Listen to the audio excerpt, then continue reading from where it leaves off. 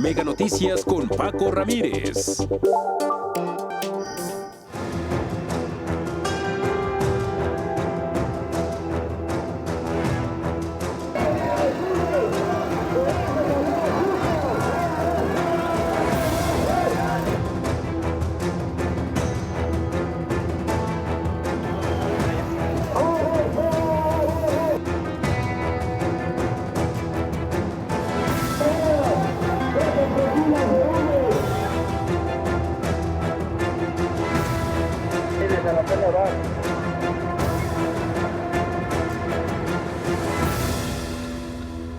Amenazas, chantajes, gritos de la gente, exigencias desbordadas. Ayer lo comentábamos, salario al doble, abrogación de la ley del ISSSTE y de la reforma educativa. Del otro lado, un gobierno que dice no, pero no cierra la puerta y por el contrario sigue abriendo mesas de negociación. Mañana mismo, si los maestros aceptan, recibirán una nueva propuesta de solución a su pliego petitorio. 13 días ya de protestas, principalmente en la Ciudad de México, y en medio de todo ese ruido hay un silencio, vamos a decirlo así, cómodo, que retumba. El del sindicato.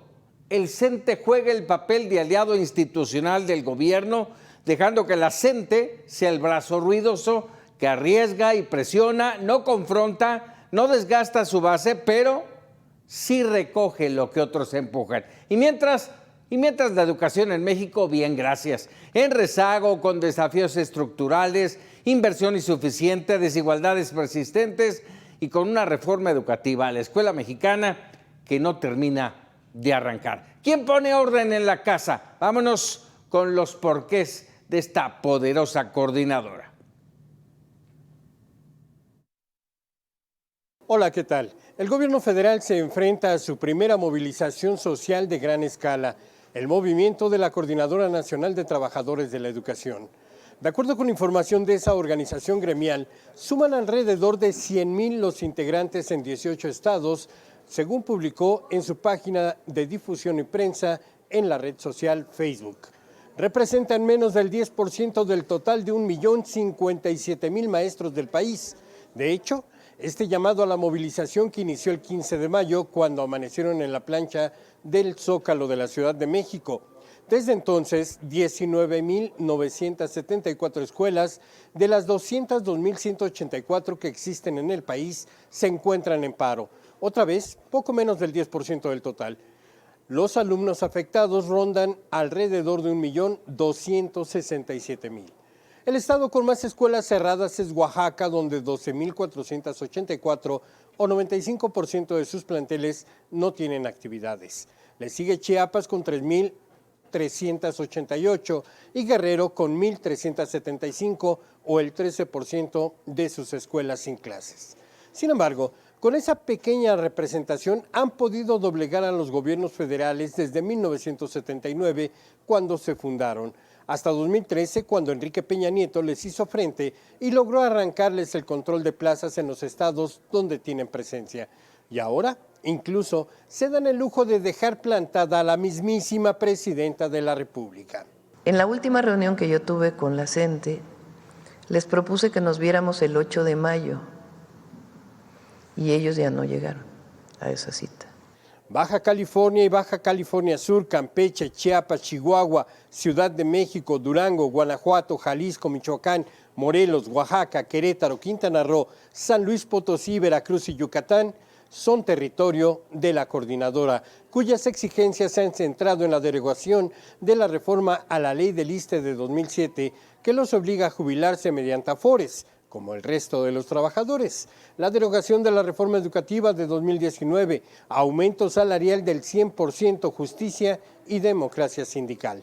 Mientras la coordinadora toma calles y se enfrenta al rechazo social e incluso a los policías, el sindicato comandado por Alfonso Cepeda ofrece la afiliación de 1 millón de maestros a Morena, pero no dice ni pío. ¿Para qué? Lo que obtenga la coordinadora será también para ellos. Mañana fueron citados a una nueva mesa de negociaciones en la Secretaría de Gobernación. Participará la SEP, Hacienda y el director del ISSSTE, pero habrá que ver si los maestros deciden que son interlocutores válidos para su movimiento. La información que tengo, volvemos al estudio contigo.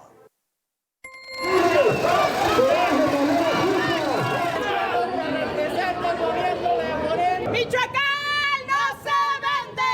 ¡Michoacán no se va! Así las cosas en Morelia, en la capital michoacana, que vivió una tensa jornada de movilizaciones de la Coordinadora Nacional de Trabajadores de la Educación. Los docentes planeaban bloquear las vías del tren en la zona de Tres Puentes. Fueron encapsulados por policías locales para impedirlo. Esta acción derivó en un enfrentamiento en la Ciudad de México. También hubo marchas y bloqueos. Se reunieron sobre Paseo de la Reforma, Avenida Insurgente Sur, en instalaciones del ISSSTE, en la colonia Buenavista. Los integrantes de la CENTE exigen la disolución de la reforma al ISSSTE de 2007, así como la asignación de nuevas plazas. Y bueno, para entender qué es lo que está pasando en torno al conflicto magisterial, establecemos comunicación con Francisco Bravo, integrante de la sección 9 de la coordinadora, que entiendo están en medio de una reunión nacional. Un gusto, como siempre, saludarte, Francisco. Profesor, ¿cómo estás? Buenas noches, muchísimas gracias por el espacio. Acá ¿Cómo van? Justamente a punto de que inicie la Asamblea Nacional. ¿Cómo pretenden o cuál es la idea de esta Asamblea Nacional? ¿Hacia dónde van? ¿Tomarán una decisión en torno a la cita que se tiene mañana con la Secretaría de Gobernación, con la Secretaría de Educación, con el director del ISSSTE, con la Secretaría de Hacienda? Sí, ese será uno de los puntos a discutir por parte de la Asamblea Nacional. Entonces, seguramente dentro de unas 2-3 horas pues ya habrá alguna definición. Eso es parte de los debates que vamos a tener. ¿Qué es lo que detiene un arreglo? Vamos, las propuestas, el pliego petitorio de ustedes es básico en 3 puntos: el 100% de aumento, que ya es bastante; el tema de la abrogación de la ley del ISSSTE del 2007, que dice la presidenta que con la pensión del bienestar están mejor que con esta abrogación. No, eso desde luego que no sabemos exactamente dónde sacó el secretario de Educación Pública esta aseveración que vamos a estar mejor.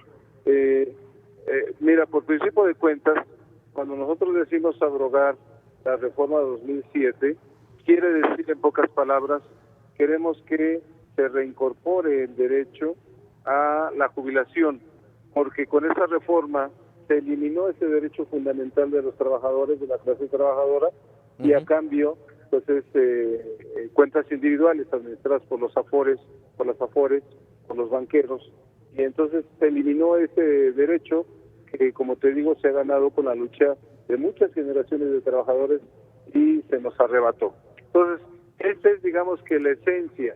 Y cuando hablamos de que no sabemos de dónde sacó esta aseveración de que con este Fondo del Bienestar estaremos mejor, porque solamente te doy algunas referencias. Primero, con antes del 2007, que hiciera reforma a Calderón, los maestros nos podíamos jubilar después de trabajar 29 años, 6 meses, un día, no importando la edad que tuviéramos. Y las mujeres, 27 años, 6 meses, un día. Y el salario que percibíamos era muy parecido al que teníamos en activo. El límite eran 10 salarios mínimos en aquel entonces.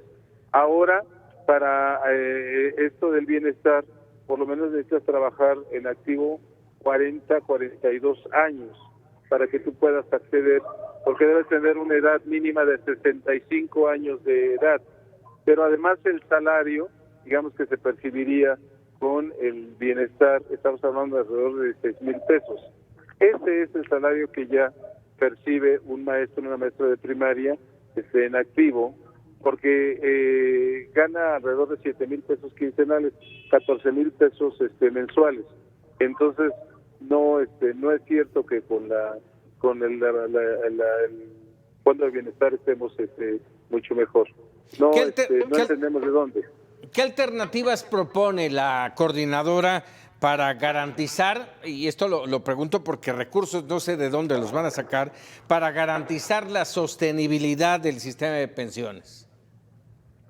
Mira, nosotros lo que decimos es, ¿cuáles son las propuestas que financieramente puede tener el gobierno? Otros, por de pronto, de las cosas que hemos estado cuestionando son las altísimas ganancias que han tenido las Afores o que siguen teniendo las Afores. No estamos hablando de los fondos de los trabajadores, de los fondos de base. Eso es una cosa. Ajá. Efectivamente le pertenecen a los trabajadores. Estamos hablando de las ganancias que son estratosféricas y que no se han tocado. Y por el otro lado, lo que nosotros decimos es, bueno, nosotros podríamos someternos a consideración, nos pueden someter a consideración y nosotros podemos mover nuestra Afore para que las administre el Estado y entonces no tenga que pagar esas cantidades enormes de beneficios para quienes hoy administran esas Afores. Lo que nosotros decimos es que más bien no se quieren meter con ese grupo financiero que es muy poderoso, pero esa pudiera ser una de las vías. Ahora, la otra parte es que se pudiera hablar de una ruta que pudiéramos ir construyendo, pues a partir de vislumbrar diferentes escenarios. Creo que sí existen vías para poder llegar a un acuerdo y que pudiera irse construyendo. ¿Hasta cuándo, en caso de no alcanzar esos acuerdos, esos objetivos, porque entendería que no quieren irse con las manos vacías, que no lo harán porque ya tienen un 10% de incremento? Sí, mira, eso siempre lo va discutiendo y analizando la Asamblea Nacional, como esta que vamos a iniciar. Es esta instancia la que define los cuándos, cómo y el tiempo que tenemos tendríamos que seguir. Evidentemente, mañana es muy importante, creo yo. Esto no lo ha definido la Asamblea Nacional, no te estoy diciendo que ya sea así, pero sería importante saber qué propuesta nueva nos tendría el gobierno federal para poder avanzar. ¿Sigue en pie la amenaza de boicot a las elecciones del domingo? No, mira, ahí ya hemos aclarado. Es decir, el boicot es un tema a discusión todavía. No hay una definición tajante que se diga el domingo vamos a ir a boicotear. No, es todavía un tema que está en la mesa de la discusión. Evidentemente, como somos muchas voces, porque son muchas representaciones de los estados, pues hay voces de todo tipo aquí en la coordinadora. Y entonces pues se pueden hacer planteamientos, pero eso no implica que ya sea un acuerdo y que ya sea la definición política. En todo caso, será otro de los temas que hoy seguramente se van a tocar, se van a discutir, se van a profundizar y posiblemente, no sé si mañana, pasado mañana hay una definición ya única, pero por de pronto no hay definición al respecto de que se va a boicotear. Francisco Bravo, profesor, como siempre, agradecido estos minutos para Mega Noticias. Muchísimas gracias a ti. Muchas Hasta gracias. luego. Hasta luego. 100 palabras.